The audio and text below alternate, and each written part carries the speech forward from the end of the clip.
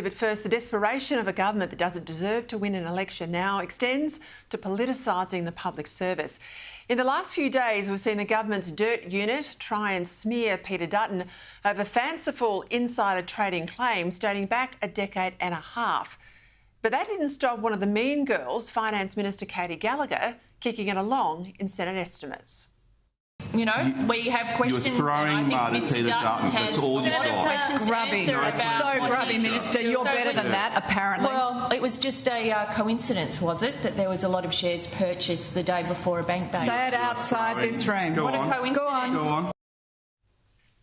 Then there's the sustained Labor lies accusing Dutton of cutting Medicare, when in fact health spending went up, not down, under Dutton. And bulk billing rates were much, much higher under Dutton than they are now under Albanese. Now we've also learned that Treasury did a costing of the Coalition's small business policy that was both against the public service rules and also a pretty shoddy piece of unprofessional work. But hey, who cares about the rules when it gives the government a day of fun in the theatre of question time? It's that workers should pay for some of their mates to have lunch. All we've got from them is lower wages for workers and longer lunches for bosses. He wants workers to pay for bosses' lunches between $1.6 billion and $10 billion to shout their bosses' lunch. We've done their homework for them. The policy that they are trying to inflict on the Australian people would have workers shout lunches for their bosses and would smash a $10 billion hole up to in the budget as a consequence. Now, I know how it works. All that was designed to help them in Newspoll. It didn't. Things have only got worse. But let's go back to January. The Coalition announced a plan to give small businesses a tax deduction for business lunches with customers capped at $20,000 per business per year. Now, if a large business does a catered lunch, let's say a law firm, for customers in a boardroom, well, that's already a tax deduction under the current rules. So what the Coalition's trying to do here is just level the playing field for businesses that don't run to their own boardrooms. But that didn't stop the government, did it? Accusing the Coalition of wanting to fund long, boozy lunches, even though the Coalition plan specifically excluded alcohol. Now, what's more, the government said the Coalition's policy would cost at least $1.6 billion a year, possibly as much, they said, as $10 billion a year, if all the 2.5 million small businesses across the country claimed the maximum deduction.